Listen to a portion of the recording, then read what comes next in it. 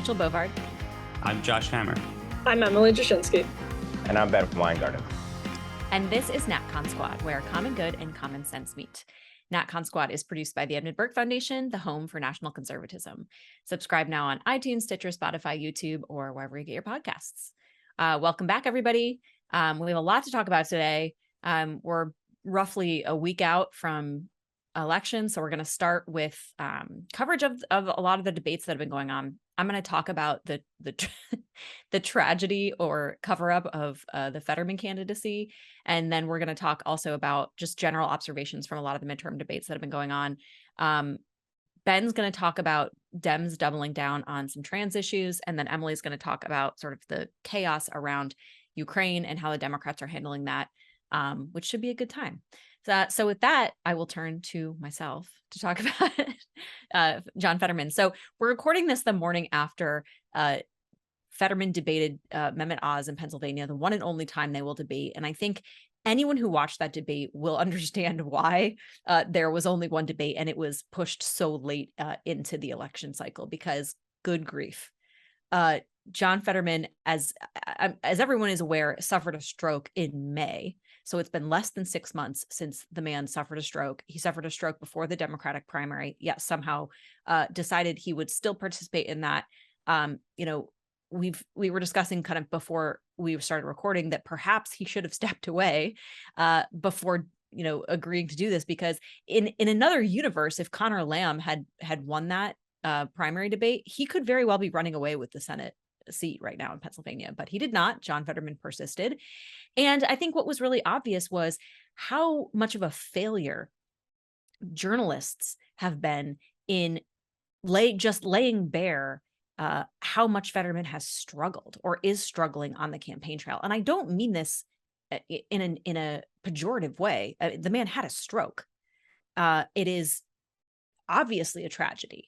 And it is difficult. I think that was my immediate takeaway when I started watching the debate last night. It was just painful, and we've seen this on a number of occasions with Joe Biden, how painful it's been to sort of watch him age in person and watch the struggles of aging, on a national level, on a national stage. But obviously that should raise questions about your capacity to serve in these elected positions. I got into this debate last night, probably ill-advised Twitter debate with a doctor about this last night on Twitter. And this doctor works with aphasia patients, and aphasia obviously being the difficulty with, cognitive processing and speech that can follow a stroke. This is what John Fetterman is suffering. And he said, I would never tell my aphasia patients they couldn't be senators. And my response is that the issue is not that he cannot be a senator ever. The issue is that he is obviously still recovering from a neurological problem, and you cannot balance the responsibilities and painfulness and physical difficulty of recovery with representing the voters of Pennsylvania. One of those things is going to suffer. And if your humanity should give you pause here to say, why are you not focusing on your recovery? But the flip side of that is, so much of the criticism that is now being leveled at Mehmet Oz and everybody else is, how dare you criticize Fetterman? It is ableist to criticize Fetterman. He obviously has a disability. And it's like, no, if you are going to put yourself in the arena in this condition, then your condition and your capacity to serve is up for debate. So it's just the weakening of our political debate and the weakening of journalists being able to even talk about it. And then when they're finally exposed for not covering the Fetterman state that he's in, yelling at everyone for being an ableist, I just think is we're in rough shape. Dasha Burns with NBC, I think, was the only one who really brought this to light, and I think with a relatively mild critique of her interview with Fetterman, saying he relied a lot on closed captioning, which he also had at the debate last night. You saw those two massive screens so he could read the questions. And for bringing this up, there was a, blue check dog pile on her. So, so much of politics is theater, and a lot of it has a Potemkin village quality to it. But I think we've reached a new level with the Fetterman candidacy. So, I'd open it up kind of on that level, the state of journalism and covering this stuff and the in-kind donations I think a lot of these journalists made to the Fetterman campaign and not revealing this sooner. But also, I would point to, we're pushing, the Democrats are pushing geriatrics and stroke victims onto the stage as their preferred party candidates. And I think that's a little scary as well. So I have a few things to say about right off the top here. I guess the first thing, because again, we are recording this the morning after the debate. That debate was astonishing. I mean, I think the four of us are all political junkies, and I've watched a lot of political debates, primaries, general elections, and whatnot. I don't think I've ever seen anything like that. In fact, I know that I have never seen anything like that, because you could not be a remotely neutral observer and watch what the four of us watched last night and come away feeling good about the prospect of United States Senator John Fetterman, like one of the most 100, esteemed legislators and what was once considered the world's foremost legislative deliberative body. I mean, it was sad. I mean, like, we should emphasize that, we are people of compassion. I mean, NatCon certainly stands for compassion and all of that. And like, it was very sad to watch here. But I think the compassion necessarily has to be a little limited, at least in this particular case, because the stroke actually happened, unless I'm gravely mistaken, before the Democratic primary, before the Democratic Senate primary in the Commonwealth of Pennsylvania earlier this year. Now, a selfless, more altruistic person, and if it sounds like I'm impugning John Fetterman's character a little bit, I am impugning John Fetterman's character a little bit. I think a more selfless, altruistic person would have dropped out at that point. They actually, far be it from me to try to speak for the Democrats, but they had a plausible alternative in Connor Lamb. So I think a lot of people should be asking those kind of questions to the extent that they're not already. Why did Fetterman not drop out? Like, why? And Rachel obviously has covered the media, and I'll kind of leave to Emily and Ben to cover that aspect of it as well a little bit more. But it was just truly astonishing watching what we watched last night. There was one question about fracking, and apparently he was anti-fracking, and then he was pro-fracking. I was watching it on YouTube. I was streaming. I clicked back. I was like, did that just go down the way I thought it would? And it's very difficult for us on this podcast to try to kind of communicate to the listeners and viewers if you have not listened and ideally watch this yourself. But he literally cannot finish sentences. I mean, it was robotic, and it was kind of like the algorithm just kind of broke down, the cyborg broke down and malfunctioned when the moderator, and then kind of when Dr. Oz was giving his closing statement, he just shouts out in the middle of it, like, you lied or something. What was it, about climate change or something like that, or fracking? I can't remember what it was He about. said you want to cut Social Security. Oh, Social Security, my bad. Thank you, Emily. Yeah, but what the actual hell? So it was just an astonishing performance. The only thing that I'll add quickly here, because I want to leave Ben and Emily time, there's been a lot of talk about the red wave. I wrote a column recently, just last week, actually, about the red wave. And that, we'll talk about that a little bit on the next segment of this podcast as well. One interesting question that I got when I did Seth Leapson's radio show out in Phoenix, Arizona last Friday was, Seth asked me, he basically said, I largely agree with you that a red wave seems to be forming right now. But if this is the case, why is Dr. Oz not running away with this in a swing state like Pennsylvania when the Democratic nominee is this severely flawed? The predicted odds tended to shift after last night's debate, so we'll see if that continues. I personally feel pretty good about Oz's chances right now, but just some food for thought here, I think. I think one answer to that question is the polling. I think we just have such a hazy glimpse at where public opinion stands in some of these states, Wisconsin, Pennsylvania, sort of at the top of the list. On that note, though, I do think this is the Fetterman-Oz debate is first and foremost a media story, plainly. There's obviously, I think the people of Pennsylvania didn't really learn much that they already didn't know last night in the debate. So I think it's important to focus on how the media was suddenly springing into action, talking about ableism, criticizing Fetterman's detractors as ableists, even very mild criticism from the likes of Joe Scarborough, who said it was a painful debate to watch. He's branded an ableist. It was just sort of all across the board. And, you had some people in the media saying, yeah, like this has been really hard to watch. And Josh Kroshauer over at Axios had a report about his sources in the Democratic Party saying what a nightmare it was.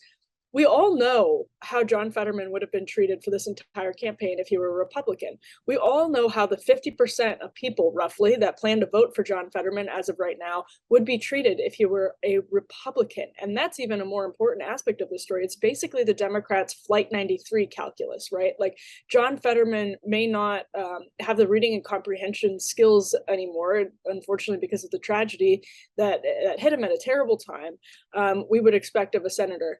But people around him are going to tell him to vote the right way. Thus, vote for John Fetterman. we have seen Republicans make versions of that calculus, never, I think, this severely with somebody like impaired to the effect of John Fetterman, but hey, this person is going to vote the right way, so that's how I'm going to vote. And the media just absolutely devours them for making that decision because character and ability and all of these things are so essential. And I think in an ideal world, that's absolutely true. But to act like our politics is always happening in this fantasy vacuum land where it's Mr. Smith goes to Washington. It's just like absurd. And the media covering for months. John Fetterman, go to Barry Weiss's Substack. I'll leave Ben some time to weigh in. But look at what everybody who's interviewed Fetterman, Kara Swisher, Rebecca Traister, look at what they have said for months. They have said that John Fetterman was in much better shape than everybody got to witness for themselves last night. And that tells you what kind of false reality they create and how easily it is for them to create it. Yeah, I think it's worth noting that the false reality they created really comports well with what Fetterman's own media flack said on Twitter last night following the debate. And I'll quote directly here. Tonight, John Fetterman showed that he's going to fight for everyone in PA who's gotten knocked down and had to get back up. John effing, and he spelled this out, took it to sleazy Dr. Oz tonight, and the people of PA saw that. That was where his media flack was, but the difference or the distinction between that and what the actual media was saying, not much across the board. And I think, worth noting, Dasha Burns, basically her journalistic thought crime was actually reporting her honest observation in dealing with Fetterman. That can't be permitted by our Russiagate promoting media. They never pay a price for it. But that's because they're all protecting their own regime, essentially. And it's worth noting, of course, that Joe Biden ran the hermetically sealed presidential campaign that paved the way for the Fettermans of the world. What kind of disrespect does it show to the public that they shield these people from any scrutiny whatsoever? Also, what does it say about the Democrat establishment in Pennsylvania and Fetterman's own family that they put him out there like this? I think there's something kind of sick and twisted about that as well. And lastly, I mean, not that I think it's even worth entertaining the ableist argument. This is clearly, they can't defend what everyone saw with their own eyes, so they have to call people calling it out bigots. But, is it discriminatory for firemen to have like a physical regime that they have to pass, physical standards that they have to pass, or for fighter pilots to have certain vision standards? The entire job of a U.S. senator is to debate, to consider legislation, to persuade, to cajole. That's the entire job. And if you're not mentally competent to do it, then what are you doing running for the U.S. Senate? I think it's pretty obvious. All right, so let's transition to a very closely related topic, which is I kind of want to just talk about or set the stage for a conversation about, I should say, what's happening in these debates in general as we kind of inch closer towards this midterm election. I was kind of thinking back this morning, actually, before we start recording this episode. We launched this show, if I'm not mistaken, early 2021. So this is actually the first kind of federal election that we're covering on this show. So it's worth kind of just, spending a few segments on this. So one thing that kind of leaps to the top of mind for me, and I think I saw Eric Erickson, who lives in the state of Georgia, tweeting or writing about this in some form, was when it comes to John Fetterman, the same people that for months and months have been saying, hush, hush, pay no attention to the fact that this guy had a stroke, pay no attention to the fact that he's kind of only doing interviews on closed captioning with NBC, the New York Times, MSNBC, whatever. The same folks that were doing that over and over again have been talking about how Herschel Walker is clearly unfit for office down in Georgia based on his various own mental illnesses. Now, Herschel Walker is, he's an interesting candidate. I mean, he obviously has like a good amount of kind of personal baggage. There's no point in any of us downplaying that. This, this abortion story is obviously complex and horrible. But you can't get away from the fact that, what's good for the goose is certainly good for the gander. And I guess one thing also on the Herschel Walker thing that comes immediately to mind for me was the one debate that Herschel Walker had with Raphael Warnock. It was, within the past 1.5, 2 weeks or so, Herschel Walker did really well. I mean, the blue check kind of blue anon mafia on Twitter was, basically saying after the debate, Herschel did like a little better than we think. I mean, he did actually like shockingly well in that debate. And the polls are starting to show Herschel Walker, I think, inching ahead of Raphael Warnock in that particular race. But from a strategy perspective, I think Warnock only agreed to one race there. And that's kind of the broader point that I want to make here is I think a lot of what the Democrats have done as far as the debates this cycle are concerned, as far as trying to only have one debate, agree to one debate, whether it's John Fetterman, whether it's Raphael Warnock down in Georgia. In Arizona, Mark Kelly only agreed to one debate with Blake Masters, if I'm not mistaken. Katie Hobbs has agreed to 0 debates with Kari Lake. This strategy seems to me to be backfiring and backfiring pretty badly in virtually all of those races that I just flagged: Pennsylvania Senate, Georgia Gov, Arizona Senate, Arizona Gov. It seems like the Republican candidate's position right now is somewhere between better and considerably better, at least in the case of Pennsylvania Senate, right now than it was 1 month ago. And I think it's worth kind of asking questions as to like, why were the Democrats trying to play this card? Is this kind of just downstream of the fact that Joe Biden is so catastrophically unpopular, or they didn't want more candidates to have stage time to have to kind of defend his various suite of unpopular policies and various mistakes? And just one other thing, to kind of open up to conversation here. So I was actually at the Florida gubernatorial debate on Monday night in Fort Pierce, Florida. It was the one and only debate between Ron DeSantis and Charlie Crist. Just a couple of kind of personal observations that I had from being there in the Sunrise Theater, I think was the name of the venue. So it was really kind of shocking to be there, actually, because what happened was they told us to be in our seats by 6:30 p.m. for a 7 p.m. start. At 6:30 p.m., I would say the Charlie Crist third to half of the theater was maybe like 25-30% full. The DeSantis people were already in there. We were kind of on our side. We were orderly. And then like 20 minutes before the debate started, this whole barricade of like pro-abortion T-shirt wearing people, the Don't Say Gay Mafia, those people just started filling in. And they were beyond obnoxious. They were literally shouting and yelling and trying to like shout down the governor's talking points. And apparently, I haven't like read a full article about this yet, but what we heard after the debate was that the Charlie Crist campaign basically bussed in Broward County Teachers Union people because they could not fill the venue with their own supporters. And, sure enough, right out of the gate in that debate, Charlie Crist's first answer, even though the moderator asked him a question about the economy and inflation, jobs, he starts talking about abortion. And every single time in that freaking debate, he would just come back to abortion. And I have to imagine that what's going on here, and I'll kind of just open up to you guys on this very open-ended note. I think what's trying to happen is these various Democratic candidates are trying to just kind of recapture that like blip in the radar of that post-Dobbs magic. They have like a maybe 3 to 4 week stretch where kind of the post-Dobbs backlash looked like it might actually be real. But at this point, it seems to be kind of just a blip in the radar. But that's kind of just a rambling segment from me. But if you guys have any thoughts, go ahead. Yeah, I still think it's worth I guess acknowledging that part of the reason they think that they should be running on abortion is because of turnout and in really close elections, like what they're expecting, probably not in Florida, but in Pennsylvania or Wisconsin or elsewhere. That's a sign to me. They think they just need to move the needle on, getting, they actually might be worried about Democrats not being excited about their giving candidate. Tony Evers is probably a pretty good example in Wisconsin on that note, and Charlie Crist, probably a good example, not somebody who's super popular with the progressive activist class.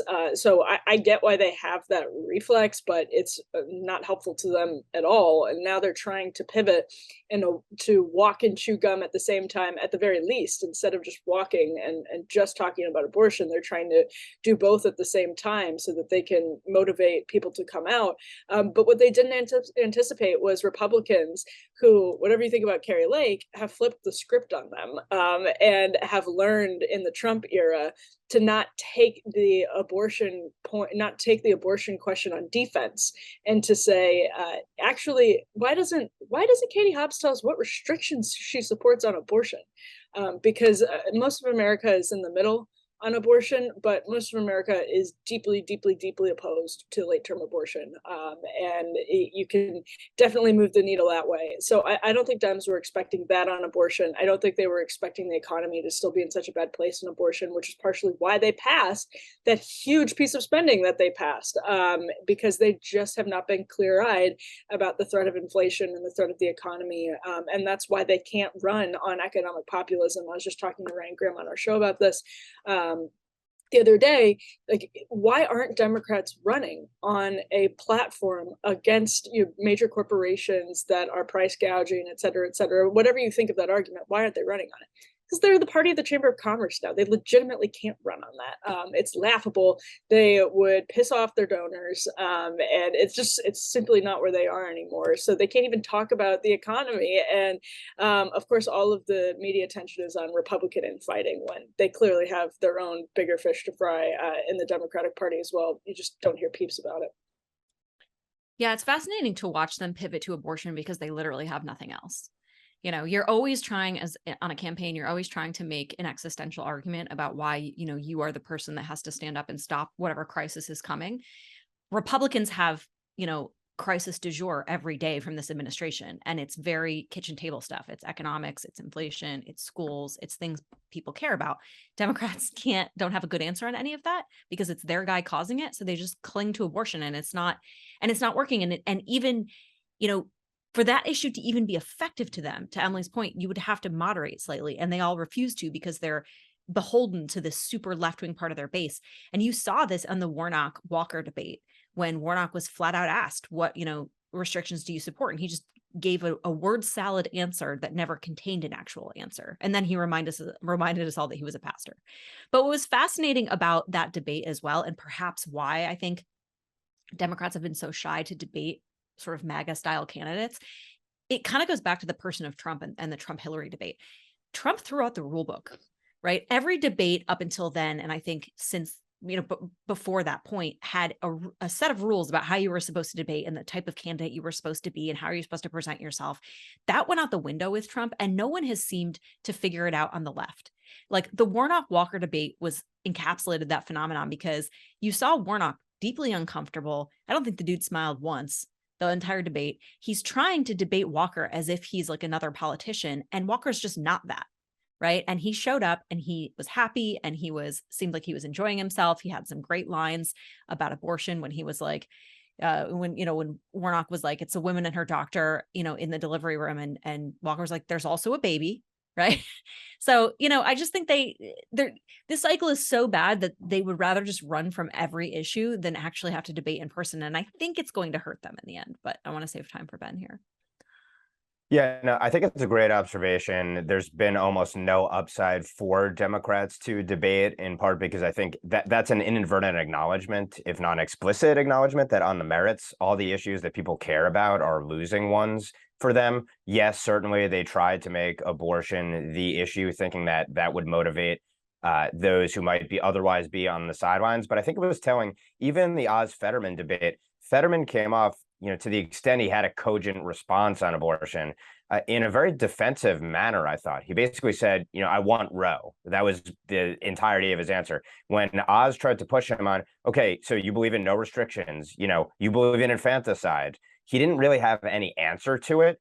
And I think that sort of argument does resonate, and we've seen some polling indicating that it resonates with people. So the push to abortion backfired. The initial push of like January 6th and our opponents are fascists and insurrectionists, they've pretty much given up on that as well. Unfortunately, there's been substantial early voting in some of these states already, one of the reasons it shouldn't exist in the first place. But I think it says it all that Democrats see no advantage in debating. And I think Fetterman, the fact that he did choose to debate here, might represent a last-ditch effort because the internal polling was just that bad that they felt they needed that Hail Mary, one potential read on it. But I guess on that note, we'll transition, and I use that word no pun intended here, to myself, talking about another issue that somehow I guess Democrats thought was worth throwing against the wall in the final days of the midterm races, which is that of so-called gender-affirming care. That is providing minors with therapies or procedures up to and including hormone therapies, puberty blockers, and this is, sort of the euphemistic terms that they use for these treatments, up to and including then double mastectomies, removal of genitalia, replacement of genitalia for under 18-year-olds. That's what we're talking about here. And Joe Biden, for whatever reason, decided to participate in an interview, which in part included a, I guess, notable trans activist. And I want to pull up the transcript here. The trans activist says, "Do you think states should have a right to ban gender-affirming healthcare?" And Biden replies, "I don't think any state or anybody should have the right to do that. As a moral question and as a legal question, I just think it's wrong." Now, Joe Biden, in my view, has always been a pure politician. He bends wherever the progressive winds, I guess, now blow. But the fact that, first of all, his staff put him up for this interview and then basically, I think, instructed him to give that answer, or he thought that that would be the answer that resonates.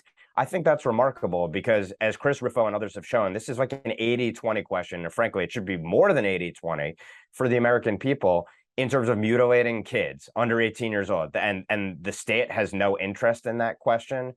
What's remarkable about this, we should note, though, is that if you look on the books of the states, there are only 4 states that have legislation that in whole or in part restricts quote unquote gender affirming care. And the most stringent restrictions on it in Arkansas and Alabama are both facing litigation. One of those cases is, I believe, underway right now, and the other, I believe, starts next month. Worth noting, of course, that the Department of Justice has been weaponized in the gender affirming care jihad. They went after Alabama Eagle Forum, which is merely a nonprofit activist group that promoted the legislation in Alabama that made it a felony to perform gender affirming care, so-called, on minors, and basically issued this subpoena calling for everything around their advocacy for years on this issue. They were smacked down in the court, that is the DOJ, and effectively that subpoena was quashed. The judge was kind of astonished at what the DOJ was asking for and how intimidating and chilling it was. But it's also worth noting this gender affirming care push, and we should note California put out and passed now the first in its nation so-called trans refuge state legislation. That's also been put up in New York and a slew of other states as well.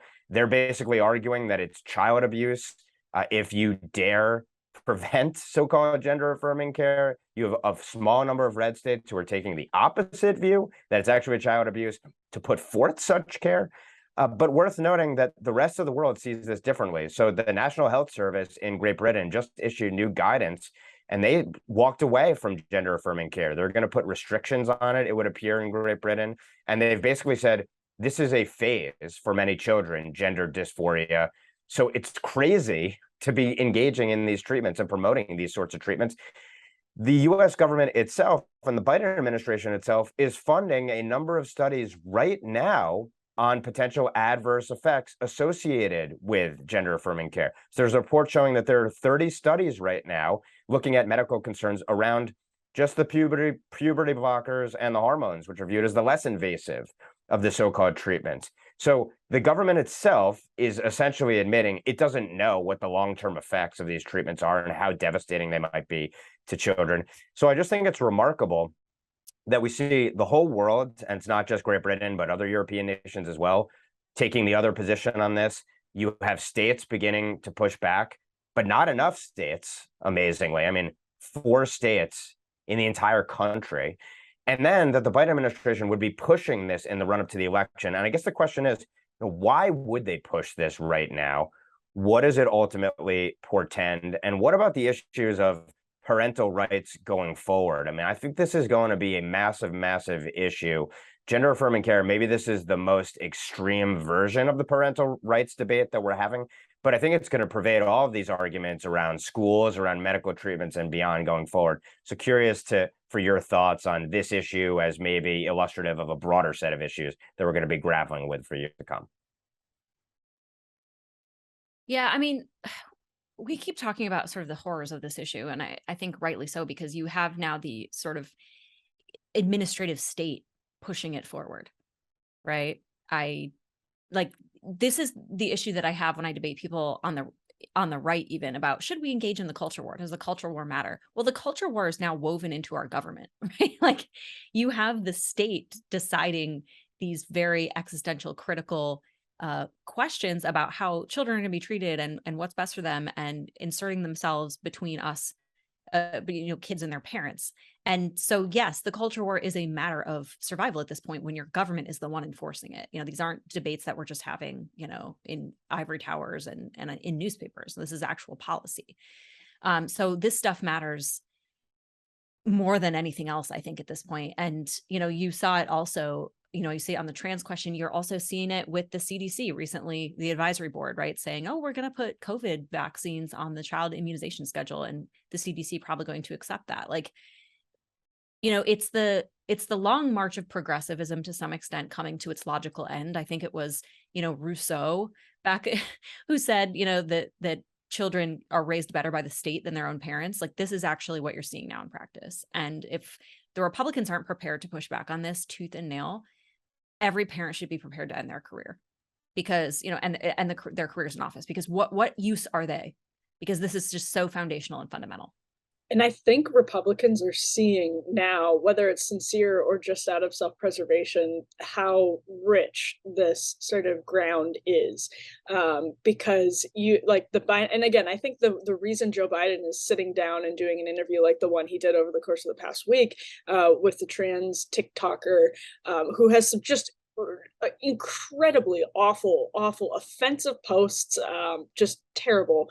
The reason he's doing that is because they want to excite voters that they need for turnout, like Democratic voters. I don't think they have any idea how that lands with regular Americans yet. I think there are some people that have started to catch on to that third way. James Carville, I think, are sort of in the right direction, but they have no idea. Like, even then, they don't have a plan, because they're locked into this prison where they have legitimized an ideology that says you are either fully progressive or you are a bigot.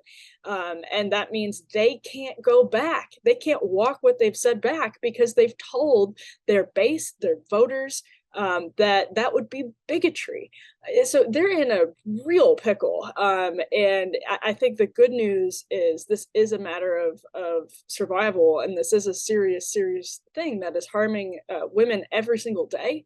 And I think the good news is that Republicans, at the very least, now know this is politically beneficial. It's a way to take those moms and dads in Loudoun County who maybe never vote, who have voted Democrat, and get them over to actually come to the polls and vote Republican, because it is so abhorrent what Democrats are doing. So I think there's only sort of good news on that front, on the front of whether Republicans are prepared to take on the issue and then introduce legislation, which we've seen in many states too.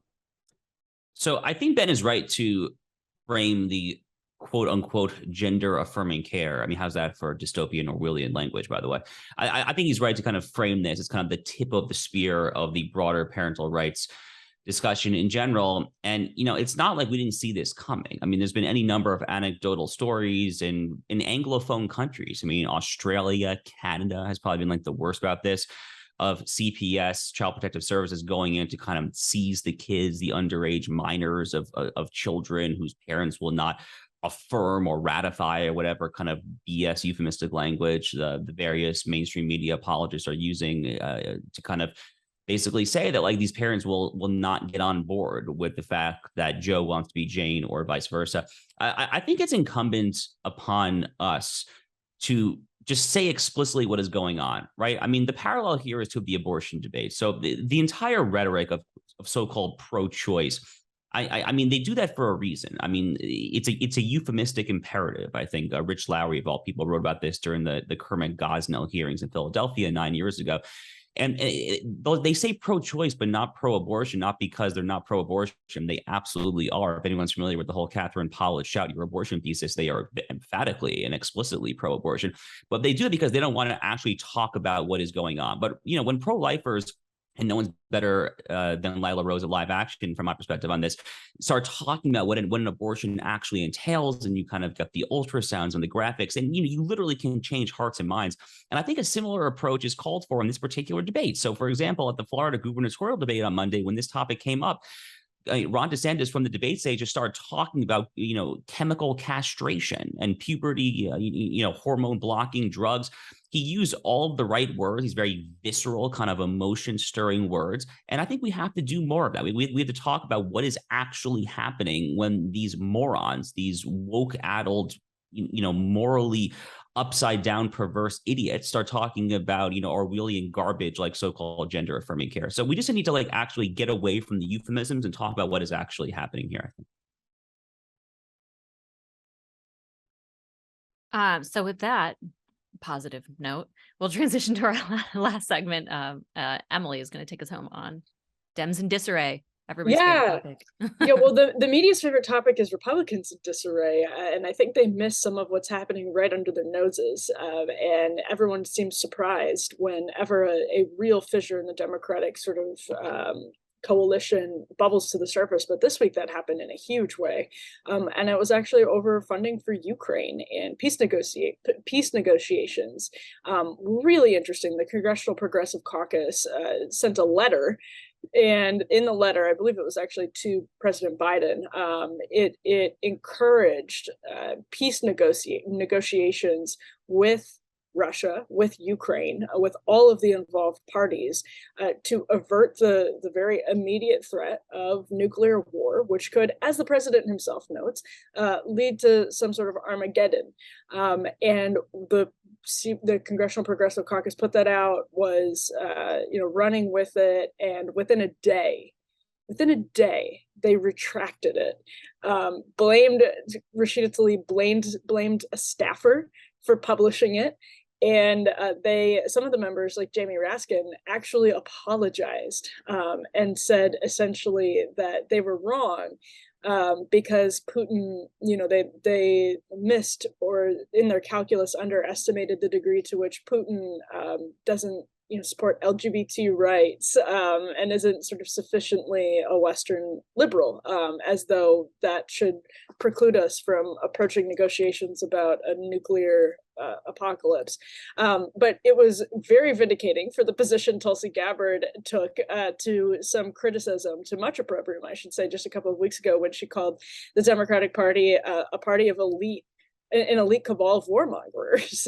And just within 2 weeks, they proved that to be completely true in the most glaring possible way by retracting a letter that encouraged peace negotiations. So whatever you think of peace negotiations, which I happen to think we do need to in this case. Like, the sad reality is I wish we didn't have to negotiate with hostile states that abuse their people and invade other countries and do all of the horrible things that Vladimir Putin did.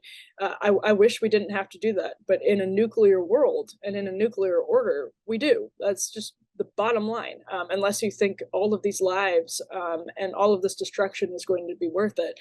So that's sort of my take on that. But all that is to say, if Democrats can't, even if the progressive wing of the Democratic Party has to grovel for making a suggestion like that, we're approaching dangerous territory. I say that if it happens on the right.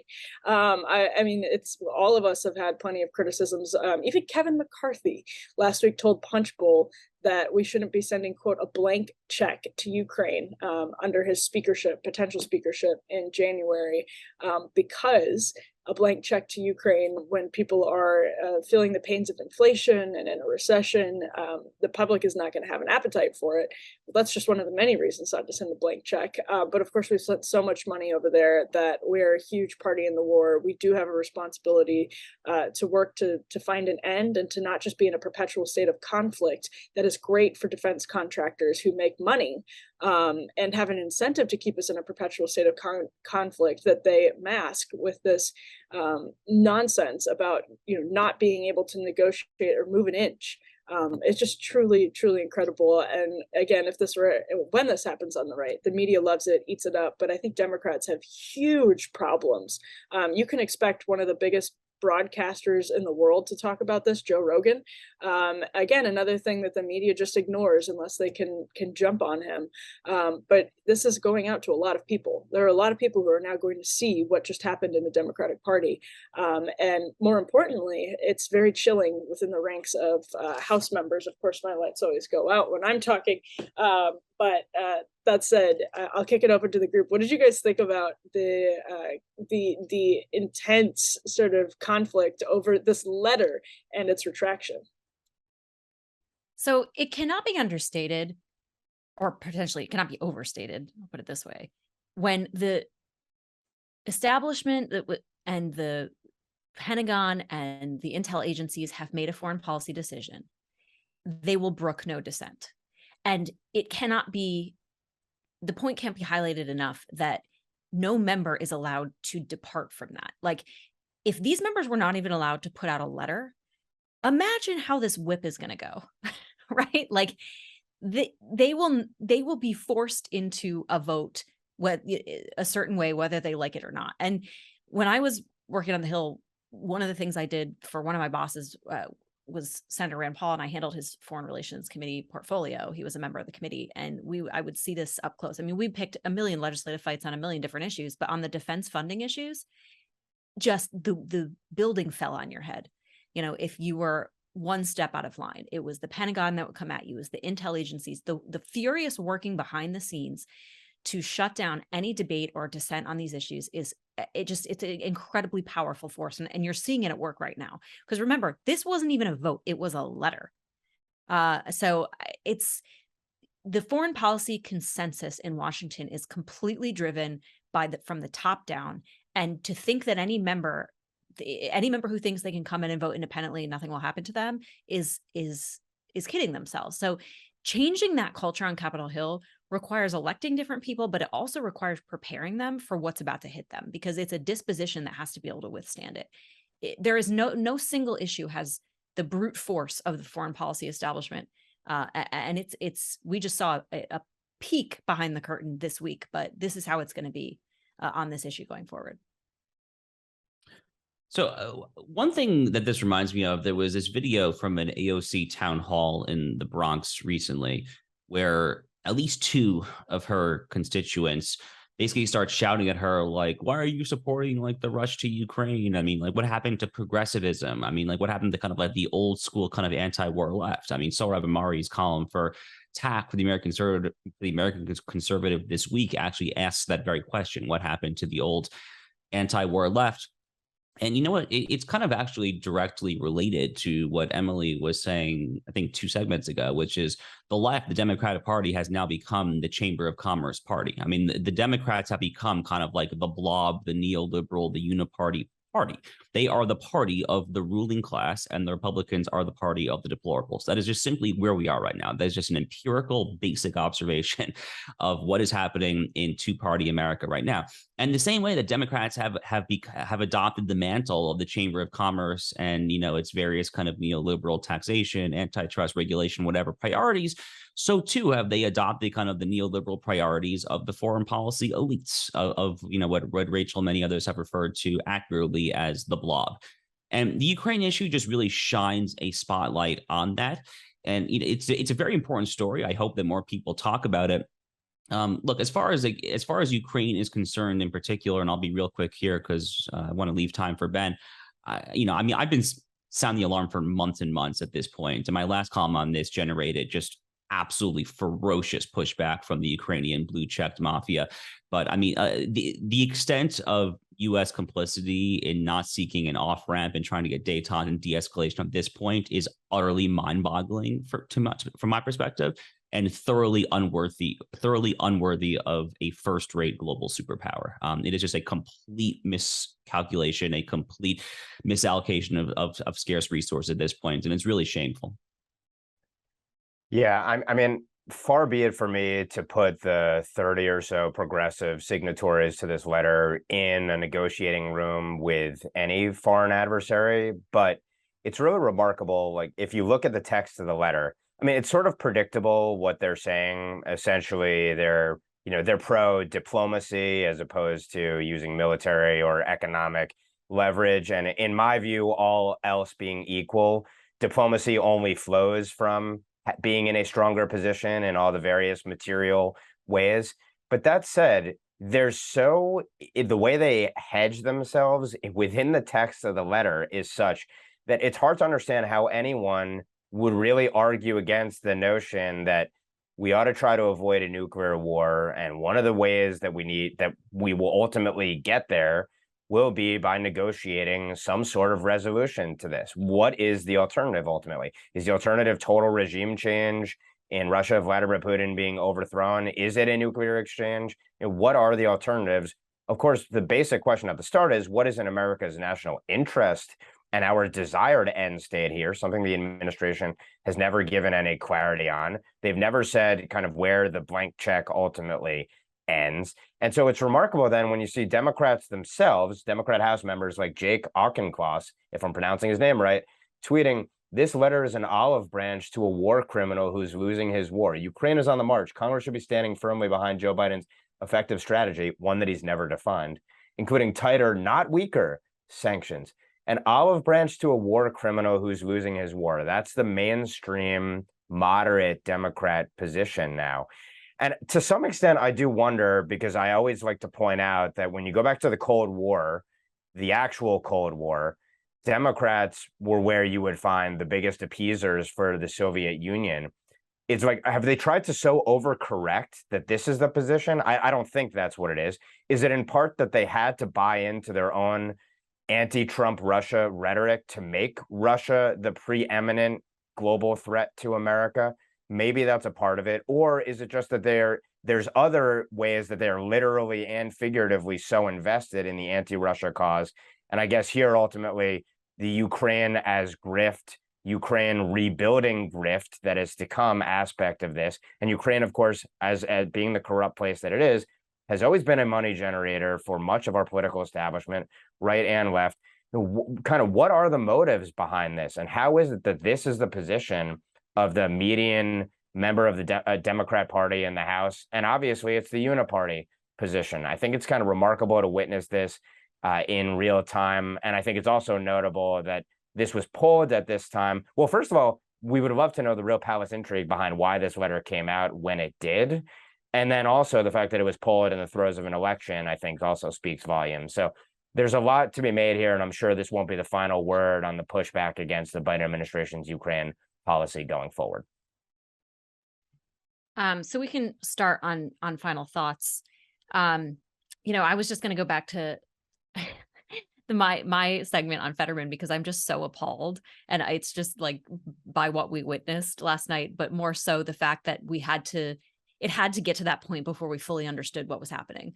And I would just point out that, John Fetterman, if he's elected, would not be the first senator with mental acuity issues, right? It's the chamber itself is not, the average age is 66. It's not known for its sharp and young and vigorous members, but he, I think, would be the first member elected in that state. Most members that find themselves in that state in the Senate have descended to it well in office.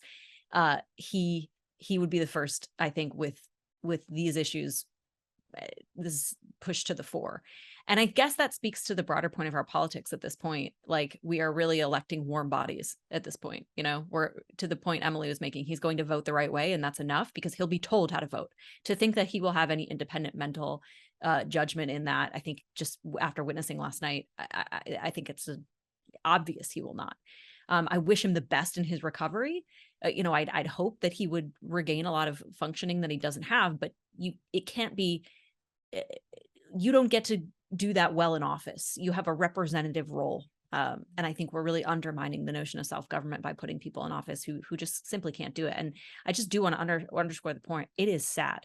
I do think that this isn't, you don't want to spike the football and be like, oh, he was so terrible. It was terrible because it was so difficult to watch. None of us would ever put our family members in that position.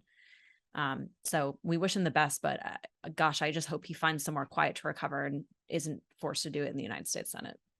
Well, and again, this is why I think the media element is this is, I think, one of the most important media stories of the entire year, because it shows you exactly what kind of reality they create versus what the reality actually is. And there aren't a lot of opportunities that people have to see just like such a clear contrast between reality and the media's alternate reality. And this one is just crystal clear that when they, when they could spin and they knew that people couldn't see that most people wouldn't see the raw, like, full interview that Kara Swisher did with John Fetterman, they're happy to just sort of spin. But when you can sort of see it with your own eyes, it just should have everybody wondering, what other things are they lying to me about? What other things are they making up? And you will find on virtually every single story that they are constructing a false version of reality. Nobody can create a truly objective rendering of reality. I'm not saying that's the case. I'm saying they purport to be doing that. And what they're doing is something very, very different. So if there's any takeaway from this story, it is that we are sort of living in a false reality created by the media, and it's not helpful to anyone when stories like this emerge, because we should have trust in media. I think the fourth estate is extremely important. I'm like literally right here at the National Journalism Center. I think it's essential that we have a fair, free press. But when the trust dips, it's totally reasonable. I don't blame anybody for not trusting the media. In fact, you should distrust the media deeply. And that's really the lesson of the debate last night. And the sad reality is that the media isn't doing anything to improve and to rebuild the public's trust and to actually be better at its own job. And that's what's most depressing. I just want to briefly raise once again the just brazen hypocrisy here. And this is not to take anything away from the notion that I think we all feel sympathy and that it was painful to watch on a just basic human level, the way that Fetterman operated and the fact that he was put up there to operate that way for the entire world to see last night. But think about the fact that the very same people who said that the unvaxxed, and continue to argue, in fact, in policy, that the unvaxxed are not only fit not to hold any job, but to participate in any aspect of civil society, that they ought to be completely excommunicated from the world. But if you dare so much as to even question whether someone who is clearly ailing and may well not have the cognitive capacity, the mental acuity to serve in the purported world's most deliberative body, that makes you ableist and a bigot. It's just remarkable to witness that in real time. And just to, on a tangent on the unvaxxed issue, and I'm sure many of our viewers and listeners were heartened to see that New York State Supreme Court ruling that thousands of people who were thrown out of their jobs due to the vax mandates ought to be reinstated, and with back pay as well. I hope that over the next year, we see a massive wave of movement to make whole the people whose lives were hopefully just temporarily wrecked as a consequence of those discriminatory and utterly asinine policies. Let's see what happens. Perhaps a Republican red wave will shepherd in such a sea change. So I'll make two very quick points, which admittedly are in some very mild degree of tension with one another.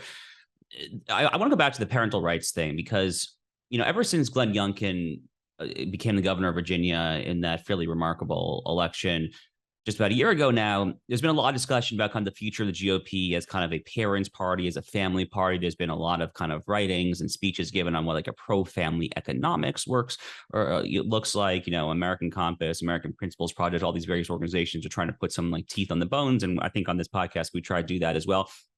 So I think that's basically exactly right. And what I think too, again, to kind of go back to the Florida gubernatorial debate that I was there in person for Monday night, when these apparently Broward County Teachers Union people with like the pink pro-abortion t-shirt started like, sitting down 20 minutes before the debate, 10 minutes after they were supposed to be in their seats. A friend of mine who I will, keep his privacy, won't say his name, who was sitting next to me, basically looked over there. And first of all, I just have to say this. There were like no men there. It was like all women, And they all fit like a very specific demographic. This is like what my friend said to me. He was like, look, these are all just like those proverbial single 45, 50-year-old cat ladies, people that kind of work their job and go back and have a cat.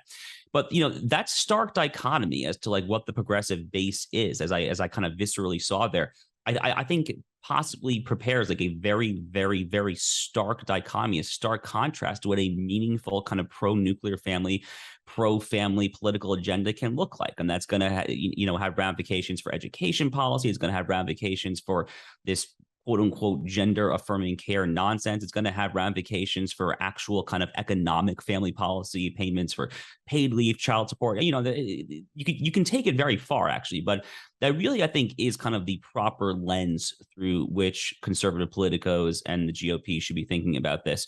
You know, I was going to make a slightly different point there, but I'm kind of feeling like I'm going to save it for next week at this point. So I'll just kind of cut myself off. All right. Well, full show, people. Good job. So on behalf of Emily, Ben, and Josh, I'm Rachel Bovard, and we'll see you on the next NatCon Squad.